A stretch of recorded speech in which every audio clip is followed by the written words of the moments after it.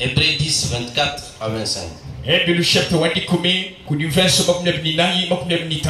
Veillons les uns sur les autres pour nous exciter à la charité et aux bonnes œuvres. N'abandonnons pas notre assemblée comme c'est la coutume de quelques-uns, mais exhortons-nous réciproquement. Et c'est là d'autant plus que vous voyez s'approcher les jours.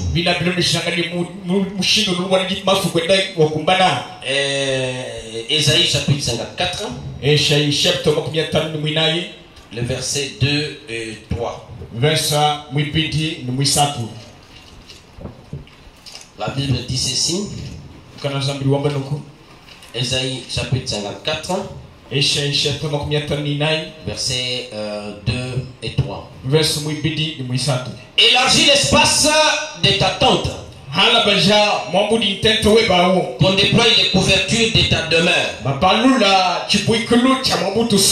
Ne retiens pas. Allonge tes cordages et affermis tes pieds, car tu te répondras à droite et à gauche. Ta postérité envahira des nations et peuplera des villes désertes. Et le Seigneur ajoute ses bénédictions relatives à sa parole. Et vous vous asseoir. Je sais que nous avons le grand thème sur lequel nous sommes en train de parler. C'est tiré des eaux toujours présentes du rocher.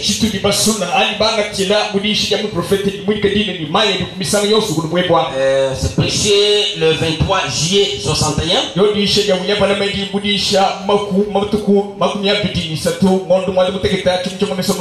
Au paragraphe 62. Il nous montre que l'eau peut être sur une montagne, sur un endroit. Et vous êtes sur un autre endroit où il y a la sécheresse. Et vous devez prendre ces eaux-là pour les mettre là où il y a la sécheresse. Il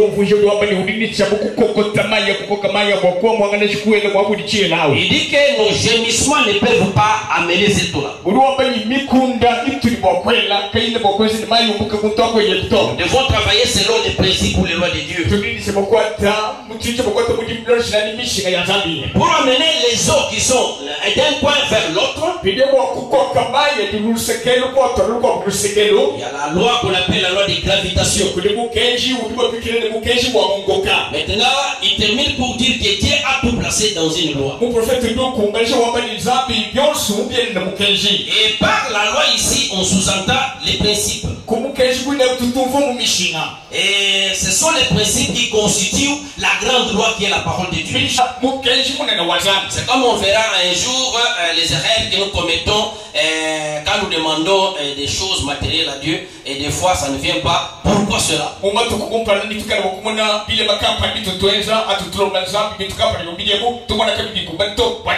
Alors, quel est l'objectif de ce que je donne comme enseignement? Vous savez, la Bible dit, vous qui deviez être des maîtres, vous avez encore besoin qu'on vous appelle les choses rudimentaires des actions de Dieu. Alors les prophètes interprètent cette écriture-là pour dire ceci. Dans le message Hébreux chapitre 5 et 6, c'est prêché le 8 septembre 57. Paragraphe 23, il dit, l'Église devrait connaître aujourd'hui de grandes et puissantes choses. Mais on ne peut pas les enseigner parce que les gens s'achoppent à cela. Ils ne savent qu'en faire. Et quand il prend Hébreux 5:12, il dit dans le message la guérison divine. Prêchez le 19:12-54. Paragraphe 59. Il dit que nous devons devons grandir chaque jour. Le Saint-Esprit que nous professons avoir en nous doit grandir. L'église qui est dans notre cœur devrait grandir. Et cela des jours et des jours après chaque jour. Le Christ en nous devrait devenir plus grand et plus puissant. Pour nous permettre d'avoir une meilleure compréhension des choses de Dieu. Et que nous puissions pardonner. Et continuer de marcher comme Dieu le voudrait. Jusqu'à ce que Christ, l'espérance de gloire, soit formé en nous. Et dans les messages, les sont confiés prêchés le 31 juillet 55.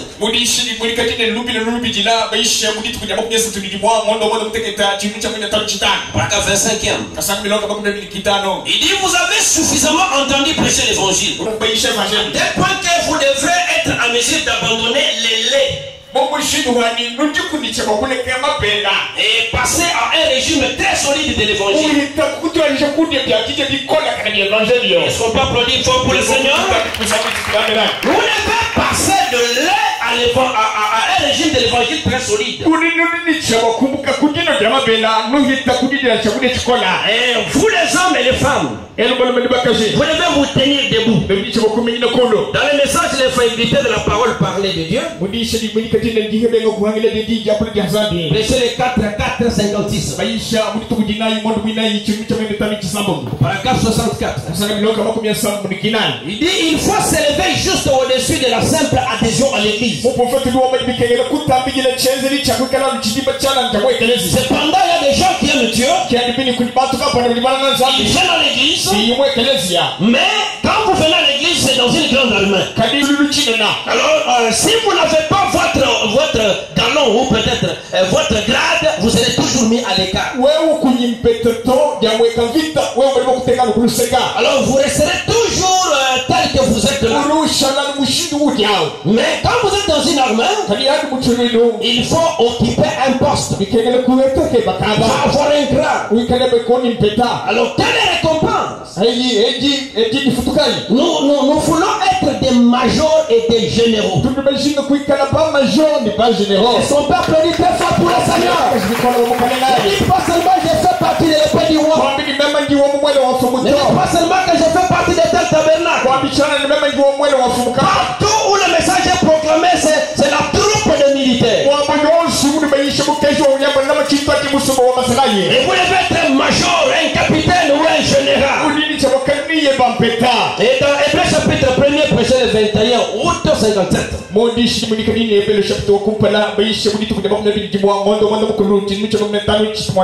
Paragraphe 22. Maintenant, c'est pour cela que j'ai toujours essayé de combattre pour que ce tabernacle,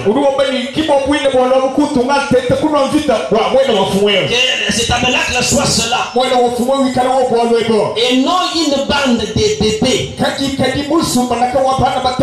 Soyons des adultes et tournons-nous sur la route. Et dans le message, qu'entends-tu, Élie? Et prêchez le 9, 6, 59. Il est en train d'interpréter 1 Corinthiens 13, 11. Et il dit que quand j'étais enfant, je parlais comme un enfant. Quand je suis devenu âme, j'ai fait disparaître cette gaieté de l'enfance. Alors, madame dit au paragraphe 26, je crois que nous sommes restés des enfants assez longtemps. Je vais maintenant faire passer son église à l'état d'adulte.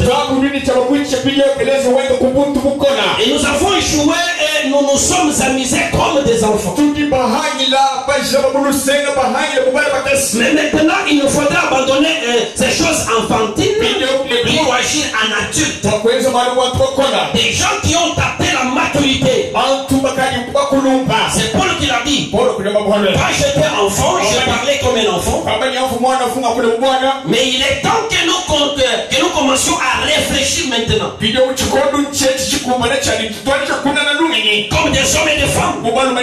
Car nous devons passer aux choses sérieuses. Applaudissez pour le Seigneur. Ça maintenant a déposé le message. Le message a trois aspects. Il y a l'aspect historique. Quand il compare ce que Dieu a fait avec les autres serviteurs pour ramener ça aujourd'hui. Alors c'est cela, et en lui on appelle l'aspect prophétique. Mais le troisième aspect c'est l'aspect dynamique. Ce que Dieu a fait dans l'histoire c'est déjà passé. Ce qu'il a fait avec William Branham c'est sa part, nous devons reconnaître cela, mais c'est déjà passé. Mais le Dieu n'est pas mort avec William Branham. Je vais nous dire dans El Shaddai de Saint-Denis. Au paragraphe 73 il dit, c'est comme le Seigneur qui ne regarde pas à ma chair. De la même manière qu'il était utilisé la chair du temps d'Abraham. Et que cette chair-là retourne à la poussière. De la même façon, la chair que tu utilises maintenant va retourner à la poussière. Mais l'esprit va exister. Mais l'esprit là va exister où? Ça va nous dire dans les premiers sons. Paragraphe 160. Il dit que Jésus quitte le trône du Père. Et va vers son propre trône. C'est racheté. Dieu n'a pas seulement préféré faire Branham pour que nous restons récités cela dans la bouche. Nous devons voir ce que Branham a fait. Nous devons croire ce que Branham a fait. Mais nous devons aussi faire voir aux gens le même Dieu dans notre vie. C'est là que la Bible dit, n'abandonnons pas notre assemblée comme c'est la coutume de bouger. Alors nous voulons parler sur la loi de la croissance ou la loi de la réussite. J'avais montré la fois passée que lorsque vous voulez réussir quelque chose, il y a les 4 étapes là par lesquelles vous devez passer. Vous devez observer la chose et vous devez avoir des informations précises, une connaissance précise, et maintenant orienter ça, puis décider, après puis agir. C'est l'objet de beaucoup prier pour que vous deveniez cela. La Bible dit que vous priez, vous ne savez pas parce que vous demandez mal. Les gens sont dans l'église, quand on fait l'intégration du haut de la chair, ils disent Amen. Mais ils ne savent pas reproduire cet Amen là dans leurs actions perpétuelles. Alors le dimanche passé nous avons vu ceci. Il ne faut pas être dans l'église comme un spectateur, car c'est manquer au but. Parce que l'église c'est une armée, l'église c'est une équipe, et Dieu nous donne le maillot que l'on appelle le Saint-Esprit. Mais chaque maillot doit avoir son numéro. Lorsque vous êtes dans l'église et que vous n'êtes qu'un consommateur, vous amenez les malédictions même dans votre lignée. Parce que pour Dieu, il faut d'abord le mettre en première position, c'est-à-dire obéir à Dieu pour que Dieu vous fasse porter la robe des noces. Maintenant, si vous priorisez Dieu dans tout ce que vous faites, les dieux là en vous va élever les autres. Et c'est cela qu'on dit dans la Bible. C'est que vous avez appris en présence de plusieurs. C'est Paul qui s'adressait à Timothée. Il dit que c'est que vous avez appris en présence de plusieurs. Confiez-les à des hommes fidèles. Confiez-les à des femmes fidèles, capables de reproduire cela aux autres. Tout ce qui qui a la vie se reproduit. Est-ce qu'on peut applaudir pour le Seigneur? Si vous ne vous reproduisez pas, c'est-à-dire vous ne faites qu'exister. L'être créé par Dieu ne doit pas être, il doit devenir. C'est-à-dire chaque jour vous devez voir comment vous progressez. C'est ce que pour mettre même de l'ordre dans l'église, il faut observer si les gens s'adaptent au principe de la parole de Dieu. Orienter pour voir comment ils s'adaptent. Il va venir à la décision pour agir. Mais l'église est une famille où il faut participer activement pour faire avancer les actions de Dieu dans ce royaume-là. Sur la terre, selon 1 Corinthiens 12, verset 7, le travail au sein de l'église n'est pas réservé seulement aux pasteurs. Ce n'est pas réservé seulement aux officiaux. Mais chacun de nous doit mettre au service de l'église ce qu'il a reçu de Dieu comme don. C'est pourquoi nous avons vu le dimanche passé que le premier principe de la croissance, c'est que chacun de nous, homme ou femme, enfant ou petit, doit prier activement pour l'église. Vous devez prier pour les projets des frères et des sœurs. Vous devez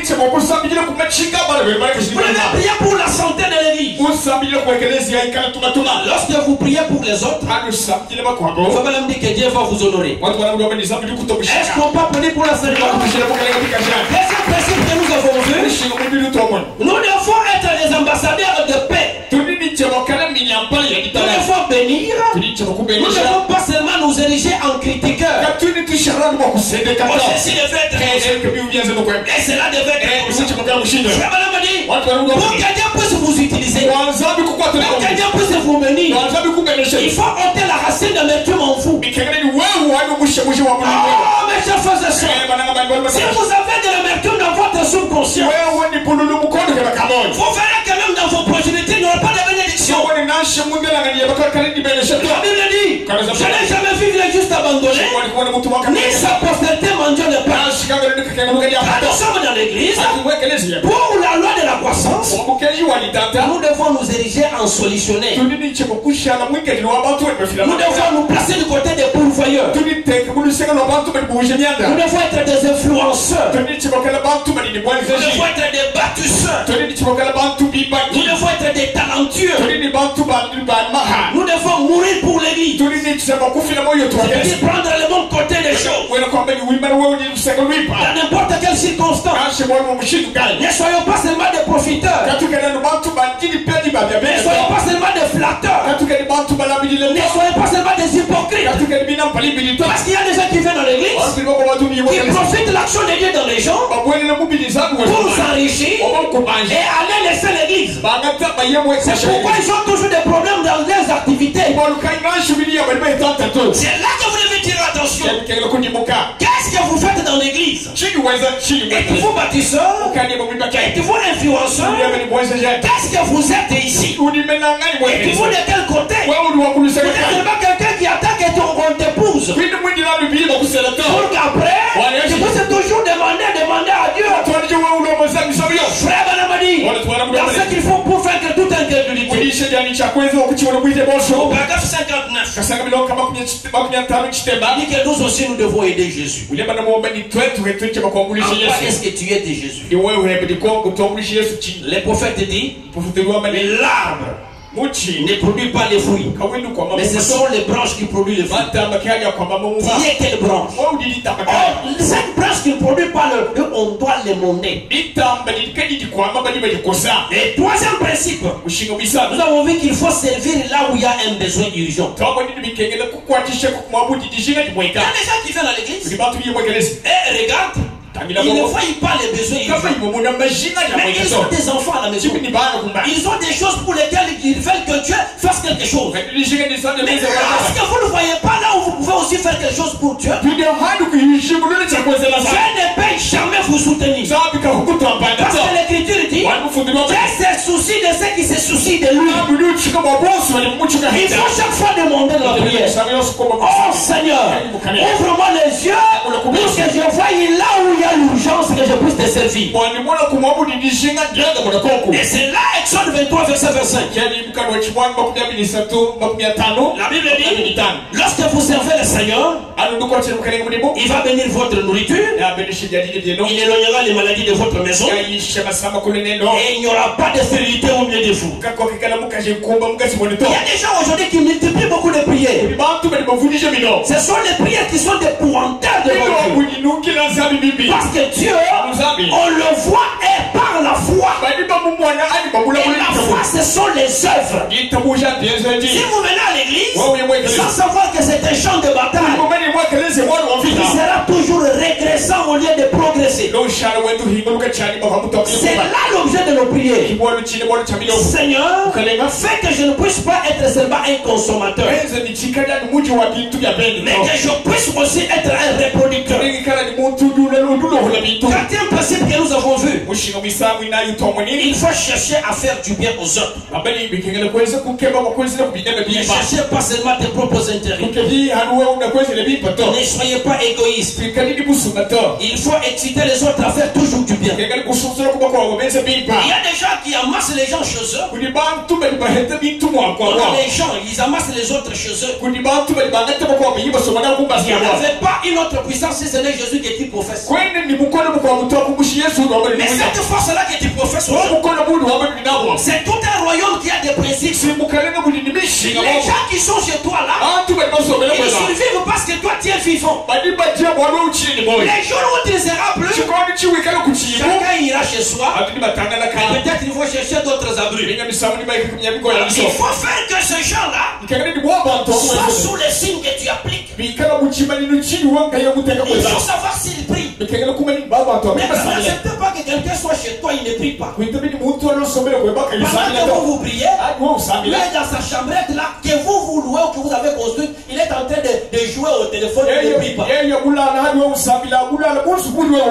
C'est pourquoi il faut s'exciter à l'amour de Dieu. Nous devons être des encourageurs. Nous devons participer avec nos talents. Les gens dont on a parlé dans la Bible, ce sont les gens qui ont exposé leurs talents. Dorcas n'était pas prophétesse, mais elle est en train de travailler la couture tout simplement dans l'église. Et ton talent là, pourquoi ça ne sert pas le Seigneur? C'est pourquoi quand tu ne seras plus, on ne peut pas te désirer. Il faut faire ça qu'on appelle les empreintes sur les sables de temps. Cinquième façon que nous avons vu la dimanche passée, prendre le réflexe d'assistance pour aller voir les gens qui sont seuls.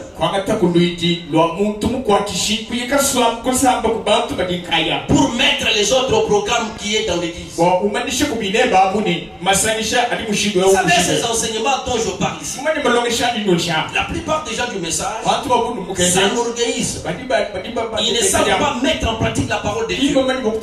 C'est pourquoi vous voyez les dénominationnels, lorsqu'ils sont bénis matériellement, ce n'est même pas les fétiches, mais ils donnent libéralement. La Bible dit que Dieu aime celui qui donne sans être contraint.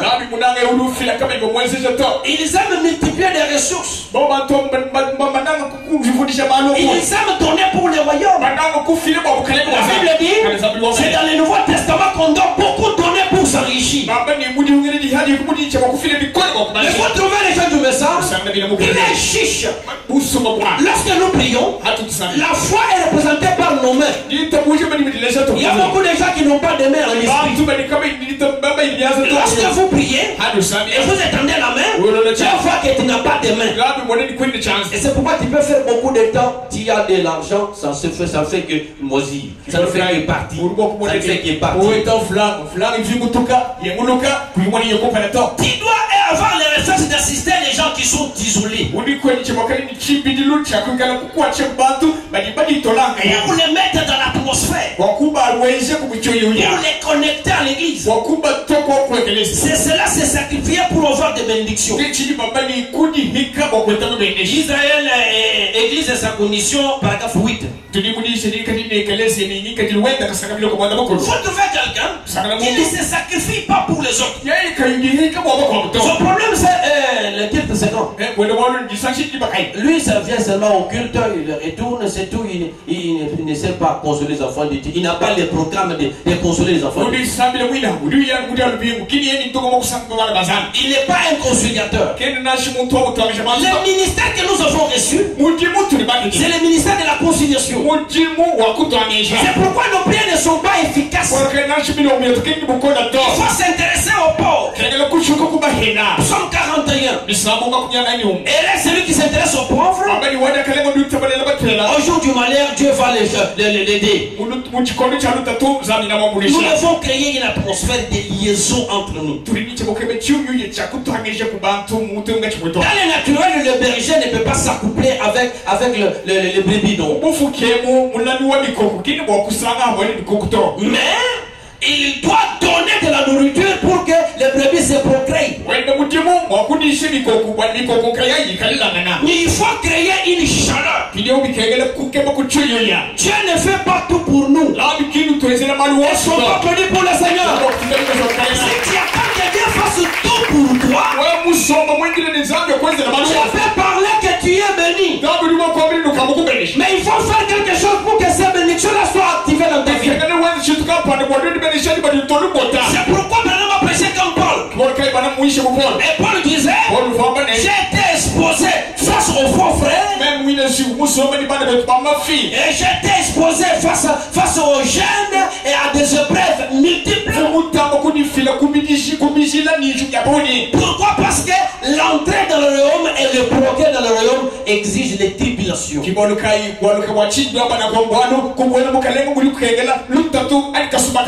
L'œuf doit éclore d'après l'atmosphère qu'on lui a assujetti. Les seuls lieux d'adoration prêchés en 65.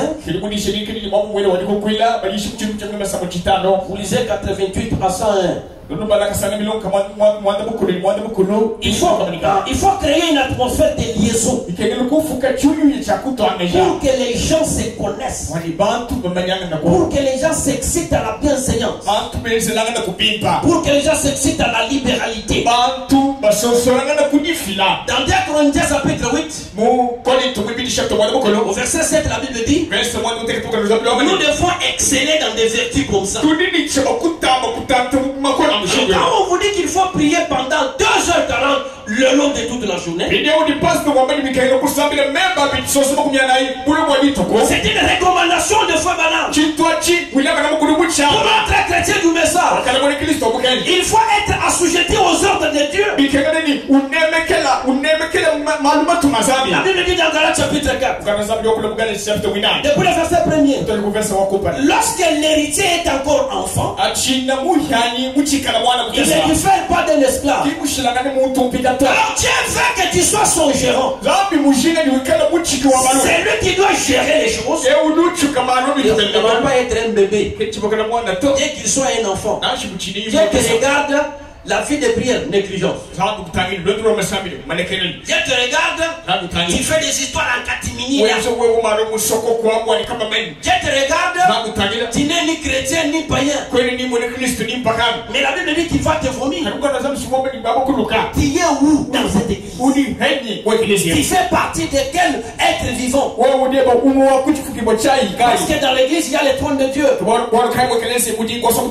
pasteur représente les lions qui est la parole. Les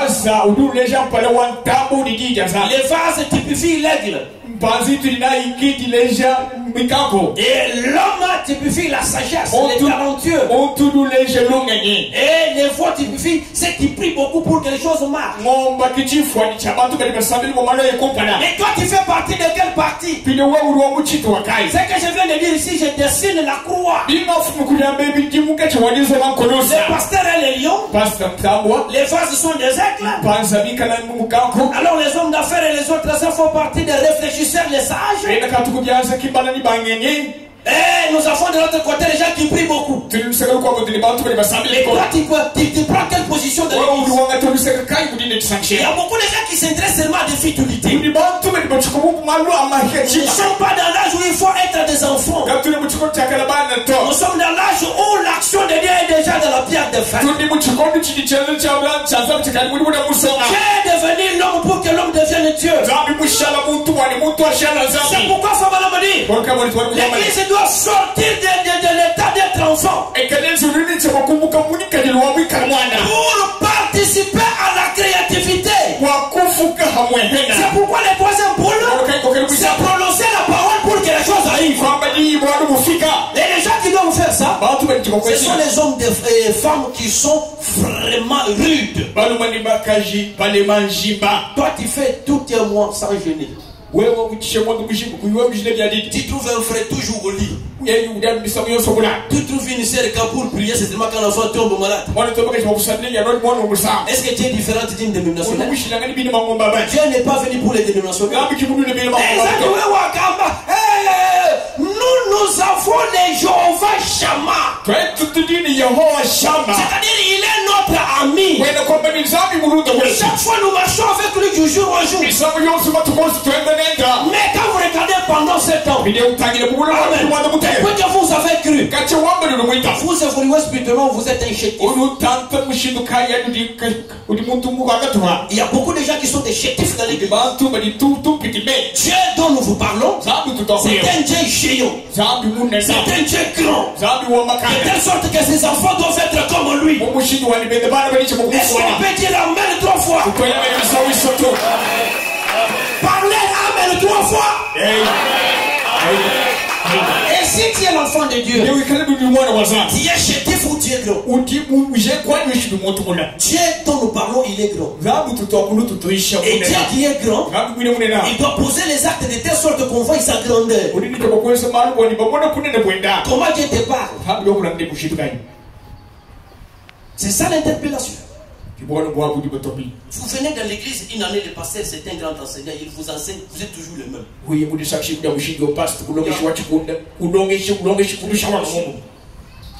On ne voit pas un changement dans ta vie. J'ai déjà mes filles ici quand elles travaillaient hier ici. Mais tu vois quand tu as servi le Seigneur, comment il t'a donné un grand pourcentage. Lorsque vous servez le Seigneur, Dieu doit vous élever. Et si vous ne servez pas le Seigneur, ne vous attendez pas aux bénédictions. Vous êtes un terrestre. Et comme vous êtes un terrestre, la Bible dit, les cieux et la terre passeront. C'est lui qui était assis sur le trône. La Bible dit que les cieux et la terre s'enroulèrent au devant de lui. Lui était assis où? C'est pourquoi le pasteur Matthieu ne va pas au ciel. Le pasteur Matthieu va dans la parole. Parce que la Bible dit, les cieux et la terre passeront, mais sa parole ne passera pas. C'est pourquoi aujourd'hui, à William Branham, nous avons vu les grands logos qui est là. William Branham est un grand gouverneur du monde. Et il nous a fait les commandeurs dans ce royaume. Et nos foyers doivent être des commandeurs. Nous devons commander. Nous devons arrêter les obstructions du diable. Nous devons dire que le diable arrête de toi. Parce que nous sommes des généraux.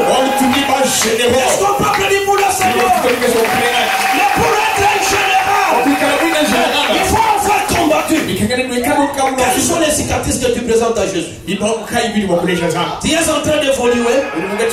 dis que tu crois. On ne voit pas les effets de la foi dans tes enfants. On ne voit pas les effets de la foi dans ce que tu fais. Non, tu te trompes.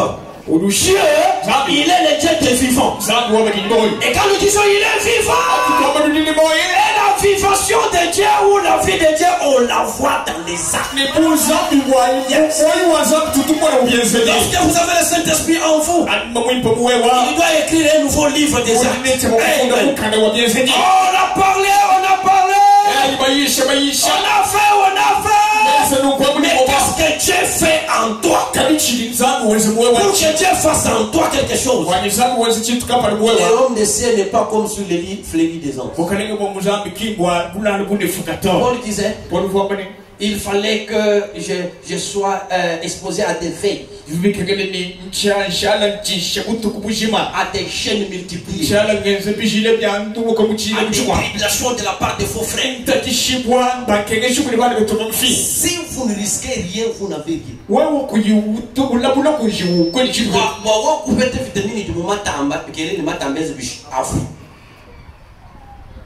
Amen. Vous savez où tu es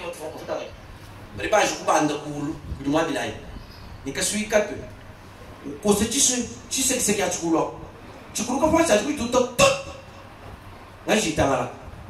ça c'est une phase.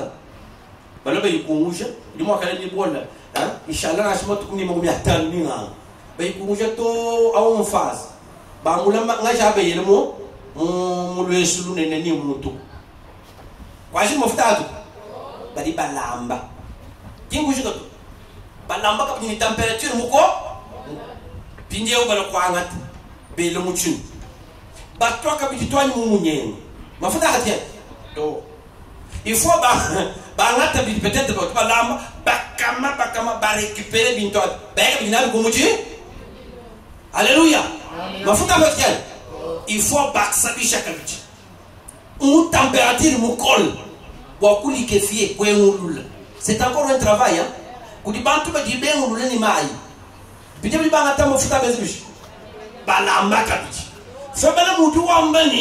Civilisation où tu travailler par le feu. Il faut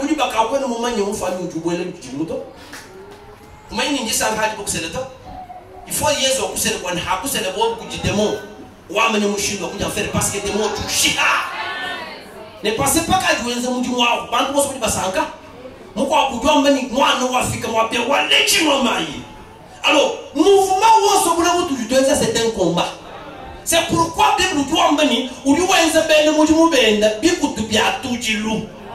est-ce que vous dites tout? Amen, amen.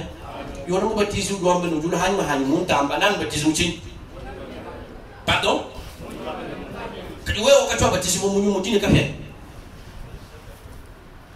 Amen, Massam. Amen, amen. Kadi ba isha ba ba na tout. Mala ko ko mi lo atu mo na fu mutu mo mo. Ah? Kadi ba isha mo na fu mo du mai doctrine pasteur Mathieu. Ah?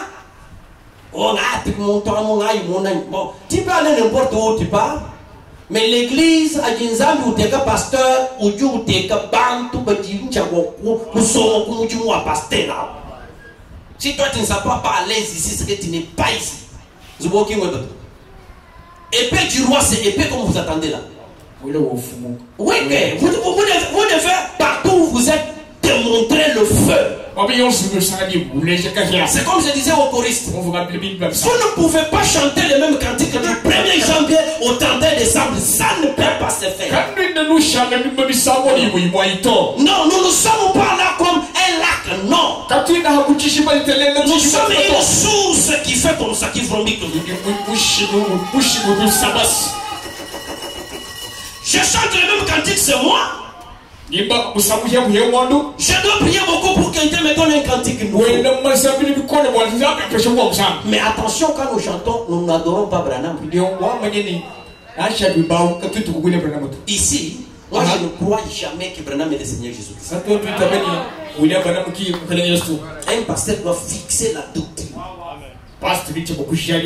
La doctrine, c'est quoi? Ce sont les principes que vous devez maîtriser. Pour ce que nous avons cru, je fixe des choses que vous devez connaître.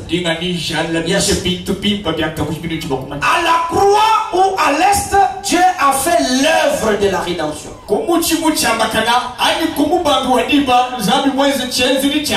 À part ce que Jésus a fait, personne d'autre n'a fait cette œuvre de la rédemption. Il n'y a personne qui a été mort pour les gens de la terre. Jésus-Christ est le Dieu de tous les prophètes. Est-ce qu'on peut dire 3 fois amen?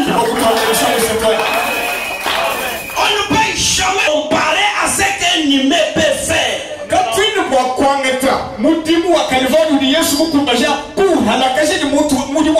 C'est ce que Femme me dit. Lorsque une brebis a une inspiration,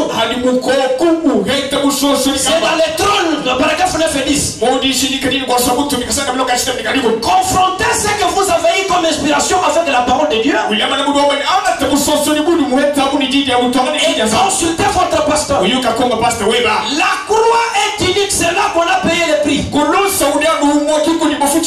Frère Benamadi, dans la sagesse contre la foi, paragraphe 253, 254. Il dit que moi je ne suis pas la parole au terme de Jésus-Christ. Parce que moi je suis le produit de ma mère et de mon père. Le seul qui n'est pas venu comme moi, c'est le Seigneur Jésus-Christ. C'est pourquoi en Orient, Jésus a fait l'œuvre de la rédemption. Il a payé son prix. Mais autant l'histoire, il y a l'action de la rédemption. Parce que le verbe racheter signifie ramener à l'état originel. En William Branham, nous avons l'action qui a été commencée qui s'achève. Ce que Dieu a fait avec William Branham, frère Branham a dit, aucun vrai prophète ne se laisserait jamais adorer. L'adoration revient seulement au Seigneur Jésus-Christ. Maintenant quand nous voyons les gens aujourd'hui, dépouiller Jésus-Christ de tout ce qu'il y a de divinité, pour confier cela à une femme, voilà la mariologie qui revient dans l'église. Les diables nous a seulement ôté les chapelets et nous a donné la photo. Attention, cette photo quand nous la portons, et nous ne brandissons pas Branham. Mais la chose qui est au-dessus de Branham là, c'est pour prouver que le Dieu qui a marché avec un pauvre, c'est le même qui a interprété l'Ancien et le Nouveau Testament. Le même hier, aujourd'hui, pour toujours. Ce n'est pas un homme mortel. Aujourd'hui, cette écriture est accomplie. Il dit, le fils de l'homme aujourd'hui n'est pas un être humain. Mais il faut connaître l'action que Dieu a faite. Dieu devait avoir sa crèche aujourd'hui. Dieu devait avoir sa petite Bethléem aujourd'hui. La petite Bethléem n'était pas Jésus-Christ. La crèche n'était pas Jésus-Christ. Mais dans la crèche on a trouvé l'adorable. C'est ce bébé-là dont la Bible dit que tous les anges l'adorent. L'adoration ne revient qu'au Seigneur Jésus-Christ. Mais lorsque nous prions, nous présentons à Dieu le signe. Nous disons que toi le Dieu de William Branham. Nous ne disons pas que toi le Dieu Branham. Toi qui as fait ça aujourd'hui. Toi qui as fait cela aujourd'hui. Et c'est cela qui amène le ciel à être activé sur la terre. Si vous adorez Dieu sous la forme d'un homme, vous êtes idolâtre. Je n'adore pas Dieu sous forme d'un mortel. Le péché a commencé au ciel. Et l'adoration a commencé au ciel. Quand on adorait Dieu aussi, il avait quelle forme? Frère Branham dit, dans la nourriture spirituelle en tant convenable, au paragraphe 85, il dit que lorsque la nuée est montée au ciel, un jour là je m'a dit tourner la photo. Frère Branham a dit que quand j'ai tourné la photo, c'est lui qui est dedans là, à la forme d'offre. Et voilà William Branham. Frère Branham a dit, une femme a été abandonnée à l'hôpital. C'est dans le message de l'alliance inconditionnelle. Voilà qu'en 88 et 89. Il dit que cette femme-là s'est concentrée sur la photo de l'ange ici. Frère Branham a dit, la chose qui est au-dessus de moi là est sortie de la photo. Alléluia. Et cette chose-là l'a guéri. Il est même hier, aujourd'hui pour toujours. C'est le Dieu tout-puissant. Il est vivant. Il est ressuscité de mort. Qui a ça? Qui a ça? Qui a ça?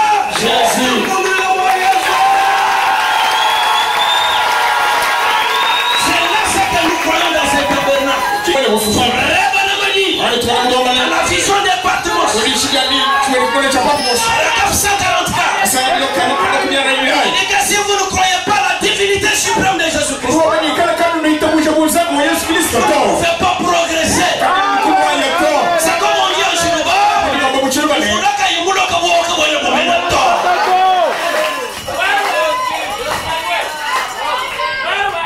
Et nous croyons ici fermement que l'enlèvement c'est la seconde venue du Seigneur.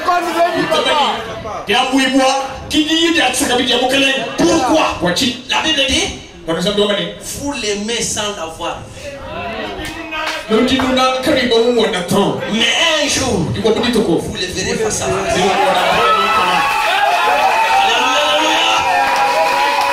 C'est-à-dire quoi? Il y a trois sortes de corps. Il y a le corps physique ici. Il y a le corps céleste. Il y a le corps terrestre glorifié. Jésus-Christ revient dans le corps terrestre glorifié. C'est dans ce corps-là où il a dit, je ne prendrai pas encore cette certaine jusqu'à ce que j'en prendrai dans mon royaume.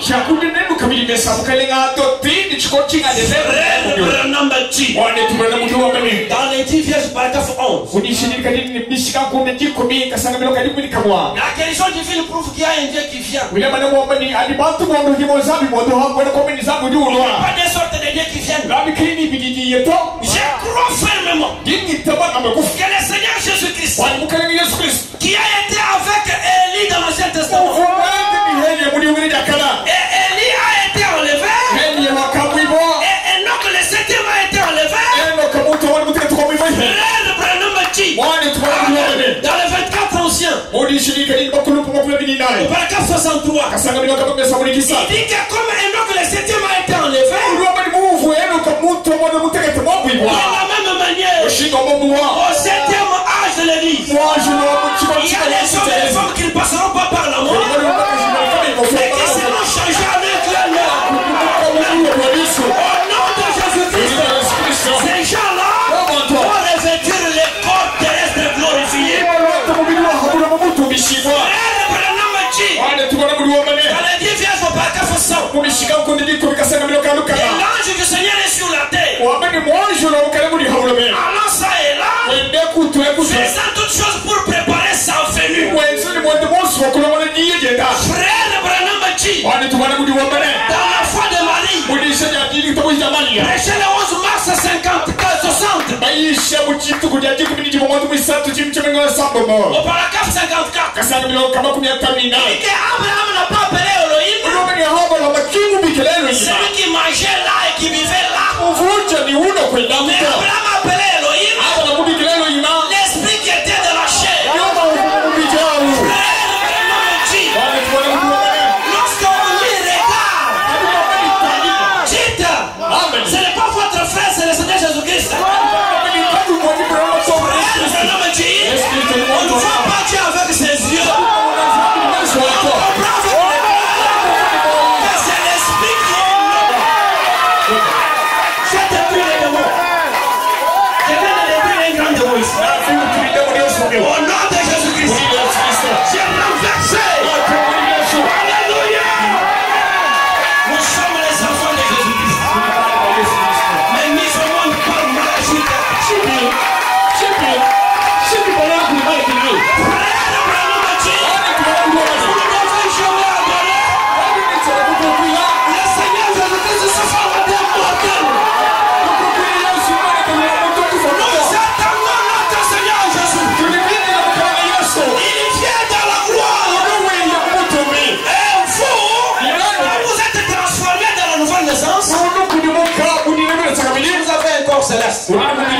Frère Branham dit, il y a un vrai signe qui est perdu de vue. Au paragraphe 180, il a été promis que dans les derniers jours, Jésus-Christ viendrait avant la grande et seconde venue du Seigneur.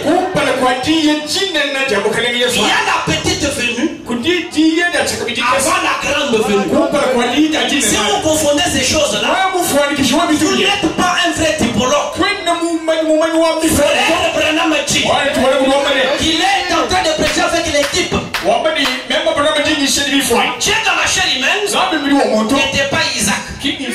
Dieu dans la chair humaine, c'était ce qui devait se reproduire au temps du soir. Mais Isaac est le type de Jésus-Christ qui devait venir dans la gloire.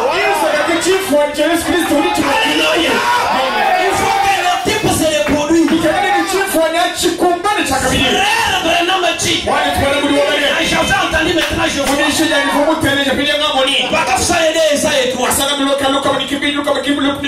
Ça dit que Jésus-Christ vient après les jours de ce ministère.